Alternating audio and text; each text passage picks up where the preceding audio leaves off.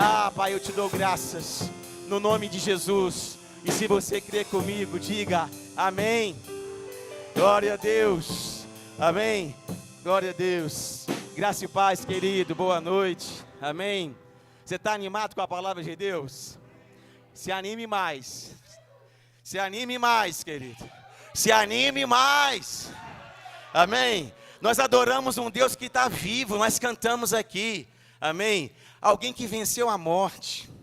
Alguém que o inferno não conseguiu segurar. Alguém que o diabo não conseguiu derrotar. Amém. Querido, isso precisa incendiar o seu coração todo dia.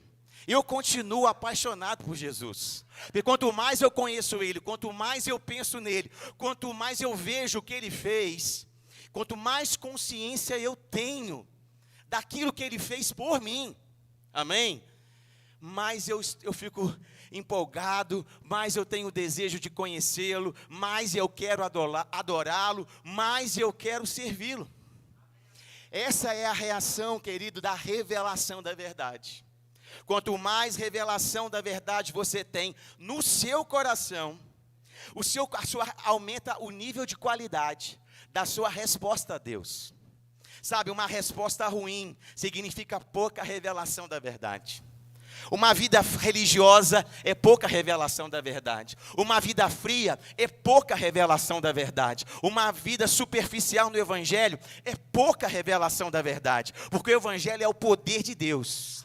O Evangelho é o poder de Deus, é o dunamis, é algo que provoca mudança, amém? O Evangelho é o poder de Deus para a salvação de todo aquele que crê, amém?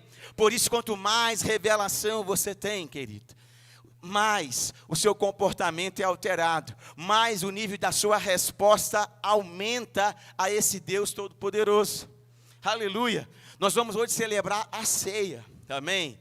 Que é algo poderoso, é um memorial, amém? Do amor de Cristo por você. Toda vez que nós celebramos a ceia, nós estamos relembrando um ato de amor. Um ato de amor em seu favor.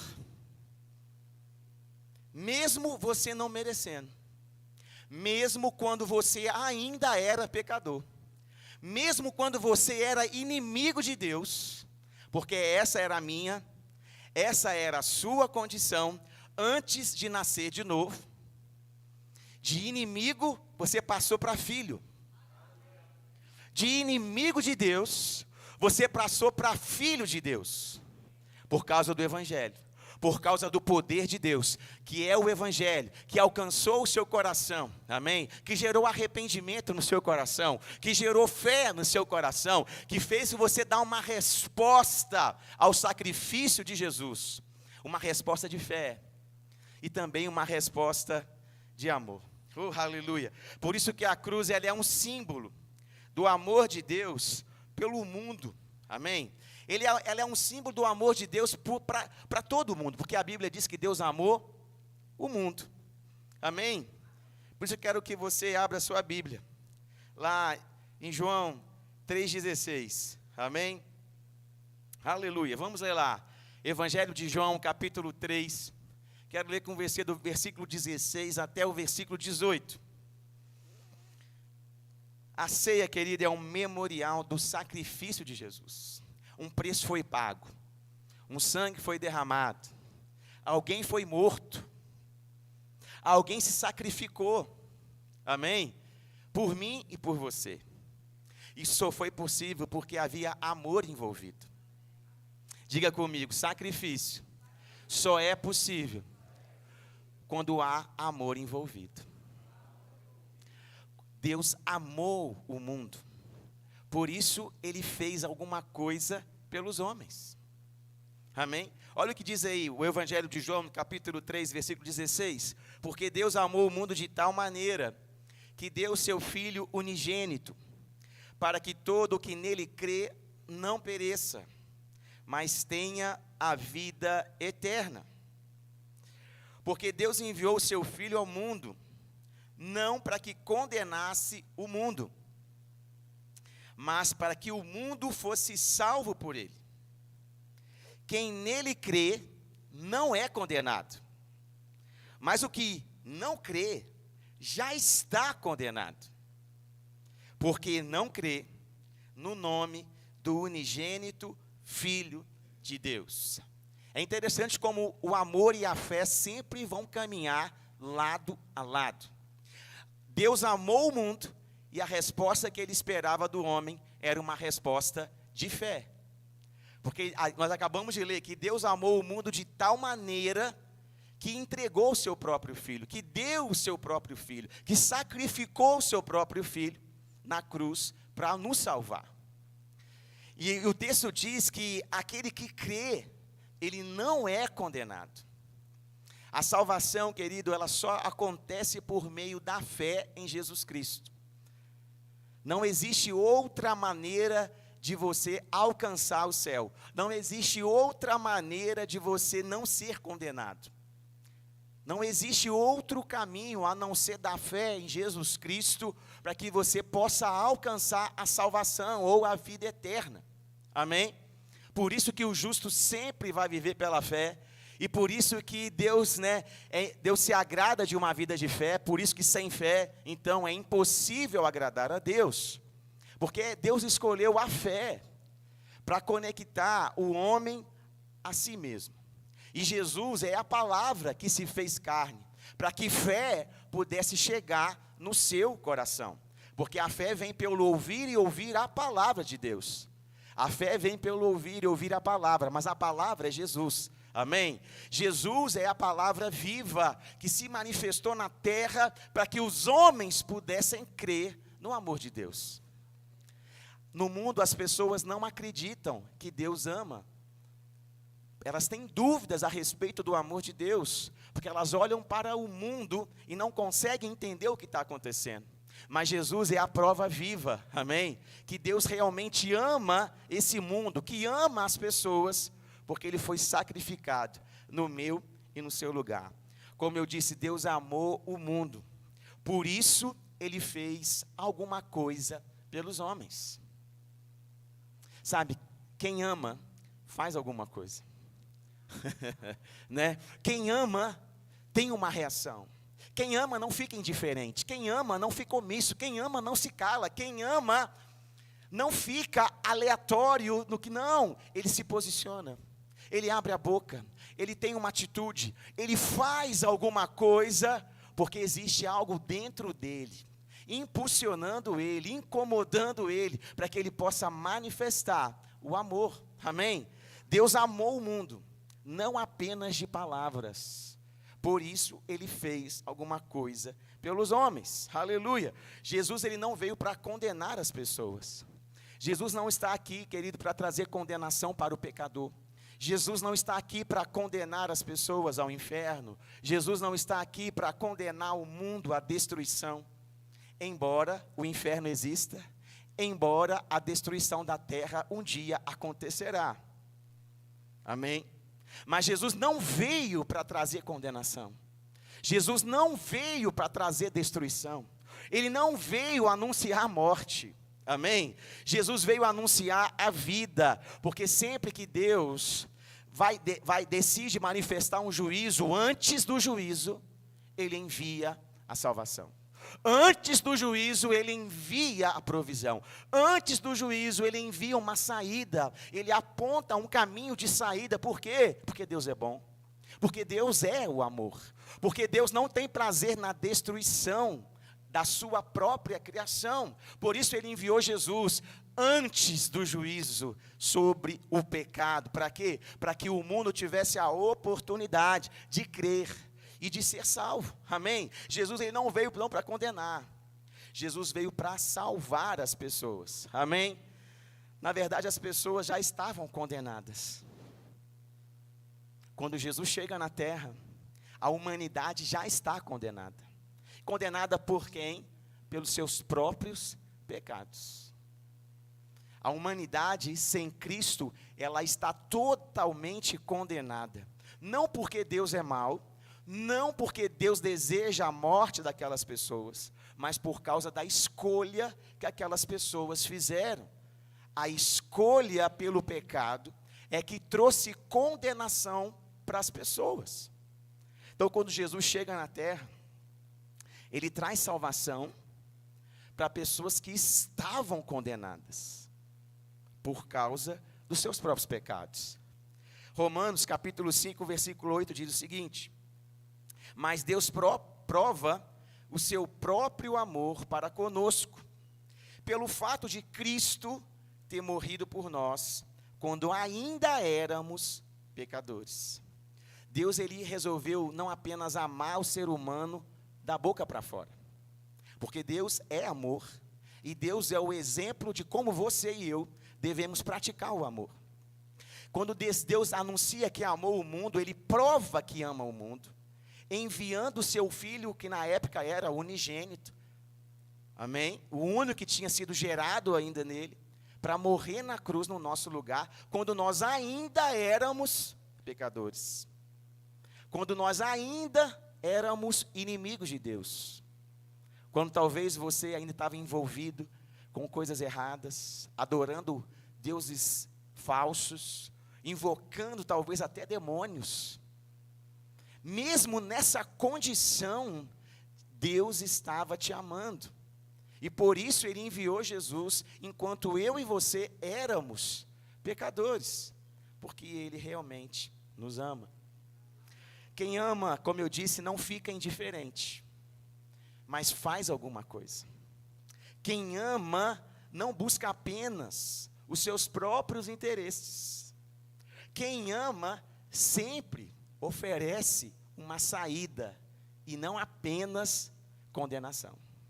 Foi exatamente isso que Deus demonstrou quando sacrificou o próprio Filho na cruz por uma humanidade corrupta, pecadora, egoísta, idólatra, cheia de falhas e defeitos, que era considerada por ele mesmo inimiga de Deus, mas mesmo assim, ele não poupou esforço, porque quem ama não busca os próprios interesses. Quem ama não fica indiferente à dor, ao sofrimento. Quem ama não apenas condena a conduta errada, inclusive isso faz parte do amor também, você condenar uma conduta errada.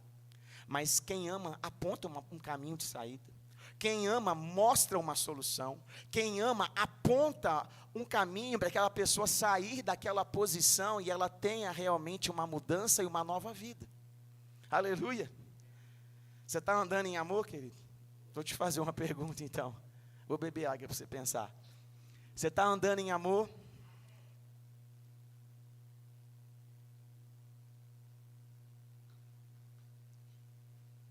Porque quem ama deve buscar ter como referência o amor de Deus. Amém? Nós somos encorajados todos os dias, querido, pelo Espírito Santo. Se você já nasceu de novo, Cristo vive em você. Por mais que você seja negligente com essa verdade, amém? Porque é possível.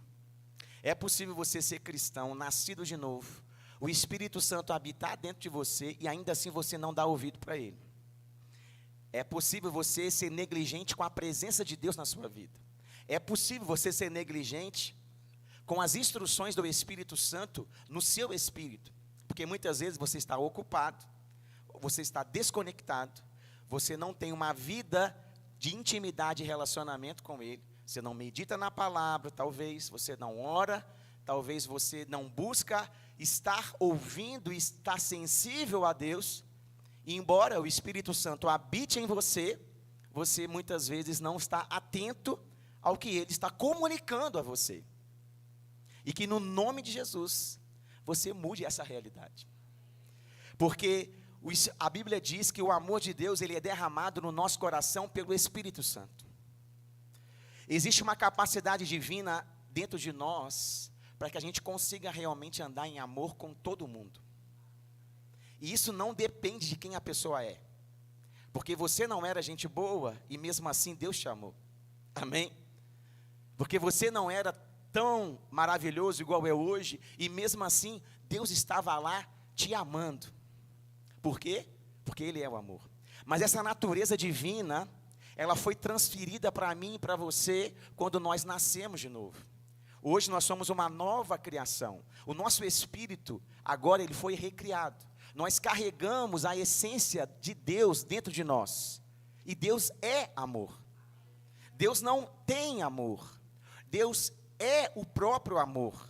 Se não existisse Deus, não existiria o amor. Só existe amor no mundo porque Deus existe. Porque se dependesse de mim ou de você, jamais o amor floresceria na humanidade. Mas por causa da existência de um Deus que é amor, o amor é real, e você tem experimentado dele. E você tem experimentado desse amor incondicional que te resgatou do império das trevas e te colocou no reino do Filho do seu amor. Você tem experimentado de um amor que é capaz de esquecer dos seus pecados e não se lembrar mais dos seus erros do passado, porque quem ama, perdoa, e quem perdoa, esquece completamente.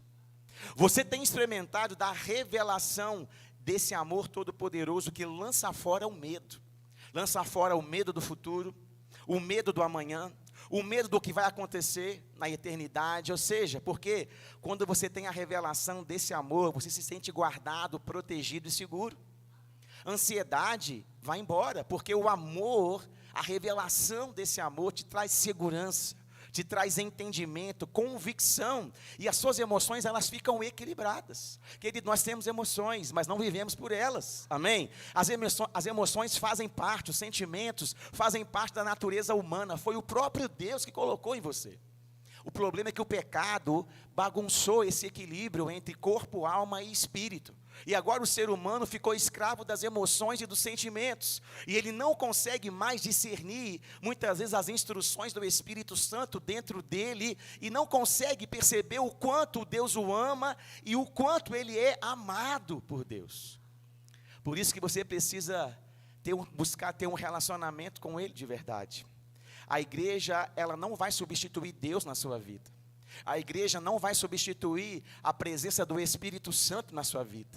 Se a sua experiência com Deus se limitar à experiência da sua igreja local, você vai viver um cristianismo medíocre. Porque a igreja, ela é apenas um local onde Deus se manifesta. Mas Deus está dentro de você. O Espírito Santo está dentro de você. Você precisa conhecê-lo de verdade. Para quando chegar aqui na hora do louvor, você não ficar olhando para o tempo. Mas você já está conectado com Ele, porque esse culto coletivo é um termômetro da nossa conduta pessoal, do nosso relacionamento pessoal com Deus. Nós nos reunimos aqui para expressar aquilo que carregamos, aquilo que somos, aquilo que cremos. E quanto mais qualidade você tiver na sua vida devocional, quanto mais qualidade você tiver na sua leitura bíblica, quanto mais qualidade você tiver na sua vida de oração, mais cultos poderosos nós teremos aqui nesse lugar. A culpa não é do pastor, muitas vezes, não é do louvor, a culpa não é do diaconato, a culpa não é que está faltando luz, a culpa não é que o chão não está adequado. Muitas vezes são as pessoas que estão aqui, que não estão aqui com a motivação, com o coração e com o desejo correto. Você vem para cá, querido, para adorar a Deus, para expressar o que você já carrega. E que não depende de nada de fora para se manifestar. Porque Cristo vive dentro de você, amém? Ele já está dentro, se você nasceu de novo, Ele já está aí dentro. E Ele pode se manifestar através da sua vida, mesmo num ambiente que não tem ninguém. Mesmo se você for enviado para um país árabe, mesmo que você seja enviado para um país onde há perseguição religiosa, o Espírito Santo dentro de você vai ser a arma poderosa e vai ser poder suficiente para curar os enfermos do mesmo jeito, para levantar os paralíticos, para dar vista aos cegos, para anunciar o Evangelho, porque é isso que está escrito na palavra de Deus, amém? Então, querido, como eu disse, quem ama, ele não fica indiferente ao que está acontecendo. E eu vou repetir a pergunta: você tem andado em amor? Sabe qual é o contrário do amor? Na minha opinião, o contrário do amor é o egoísmo. Porque quando a gente olha para Deus, e Deus é amor, a característica muitas vezes que predomina nele é a generosidade. Porque Ele te deu tudo que você tem, mesmo quando você não merecia nada. Ele te deu o próprio Filho, mesmo quando você era inimigo dele. Então, a generosidade é uma expressão verdadeira do amor. Por outro lado, o egoísmo, buscar os próprios interesses, ficar indiferente ao que está acontecendo do seu lado, é uma demonstração de falta de amor. E nós nessa noite, o Espírito Santo está te encorajando a andar em amor. Porque amor é o caminho da vitória. Amor é o caminho que vai te levar à vitória realmente, de verdade. A nossa vida, querido, tem que ser uma vida de fé e uma vida de amor. Aonde realmente a gente possa ter uma vida cristã saudável. Aonde a gente possa refletir realmente o caráter de Cristo, o caráter de Deus. E atrairmos as pessoas para a presença dEle. Amém? Olha o que diz aí Filipenses capítulo 2, quero ler com você. Filipenses capítulo 2, versículo 5. Vamos ler do versículo 5 até o versículo 8. Filipenses capítulo 2, versículo 5. Diz o seguinte, eu estou lendo na Almeida Revista e Atualizada, que diz o seguinte: tende em vós o mesmo sentimento que houve também em Cristo Jesus. Pois ele, subsistindo em forma de Deus, não julgou por usurpação o ser igual a Deus. Antes, a si mesmo se esvaziou, assumindo a forma de servo, tornando-se em semelhança de homens, e reconhecido em figura humana, a si mesmo se humilhou, tornando-se obediente até a morte, e a morte de cruz. Quero chamar a atenção para você para 3 palavras, que são 3 verbos, são 3 coisas que Jesus fez, que está escrito aí na sua Bíblia. A primeira palavra diz que a si mesmo se esvaziou. Jesus abriu mão de alguma coisa. Ele teve que abrir mão de algo para alcançar você. Ele não abriu mão de algo para ser promovido. Ele abriu mão de algo para resgatar você da condenação que você mesmo se encontrava. Então a Bíblia diz que ele se esvaziou. O segundo, aliás, não é um verbo, eu falei que era verbo, né? Mas aqui diz, assumindo a forma de servo. É um substantivo, não é um verbo, né? Assumindo a forma de servo. É muito interessante porque Jesus, ele não abriu mão da sua identidade de filho, mas teve uma atitude de servo. A gente não vê Jesus com crise de identidade na Bíblia. A gente não vê Jesus com medo do diabo. A gente não vê Jesus se sentindo um pobre coitado. A gente não vê Jesus reclamando, murmurando, ou se sentindo inferior, nem mesmo aos governantes que naquela época dominavam Israel. Mas a gente vê Jesus consciente da sua identidade, de filho amado, amém? Mas tendo uma atitude de servo. Uma atitude de servir as pessoas, uma atitude de fazer algo pelas pessoas, uma atitude de obedecer à vontade de Deus, uma atitude de alcançar e cumprir o propósito que Deus tinha na vida dele. Então, ele se esvazia, assume a posição de servo, e a última palavra que eu quero destacar aí, a Bíblia diz que ele mesmo se humilhou.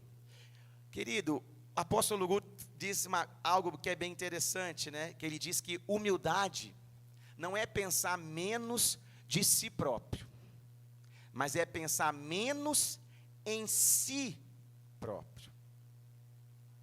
E existe uma diferença.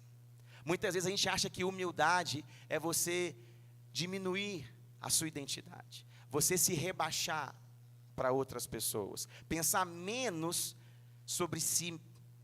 Mas a verdadeira humildade que Jesus expressou, porque Jesus não abriu mão da sua identidade, ele continuava com autoridade espiritual, ele continuava com ousadia para proclamar o Evangelho, ele continuava fluindo no poder, nos dons, ele continuava manifestando o governo de Deus sobre a terra.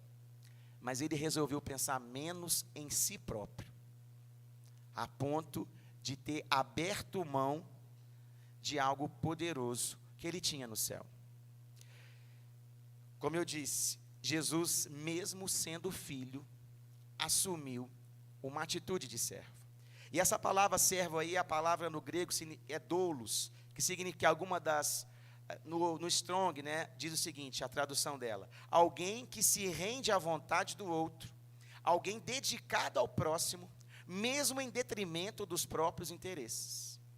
Então a palavra servo, querido, ela não está relacionada aqui com ser, de você ficar aprisionado, de você ser controlado. Amém? Não é isso o significado da palavra. A palavra servo significa você abrir mão dos seus próprios interesses. Significa de você estar disponível para fazer algo por outra pessoa e não apenas por si próprio. Foi exatamente essa atitude de servo que Jesus assumiu em meu favor e no seu favor. Olha o que diz em Marcos, no capítulo 10, versículo 43, e o contexto aí é bem interessante, porque Tiago e João, eles fizeram um pedido muito especial para Jesus. Eles pediram para Jesus: olha, nós queremos nos assentar, um à sua direita e outro à sua esquerda na glória. Nós queremos assumir uma posição de autoridade. Nós queremos assumir uma posição de destaque. Afinal de contas, nós somos os seus apóstolos, os seus discípulos. O Senhor nos escolheu e nós estamos aqui te servindo. E eles fizeram um pedido especial para Jesus. Eles queriam se assentar, e foram ousados nesse pedido, né? Eles queriam se assentar, um à direita e outro à esquerda, no trono, amém? Na glória de Jesus, ou seja, na consumação de todas as coisas.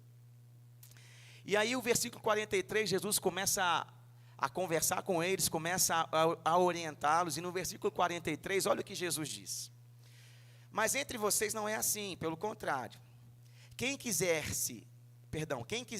tornar-se grande entre vocês, que se coloque a serviço dos outros.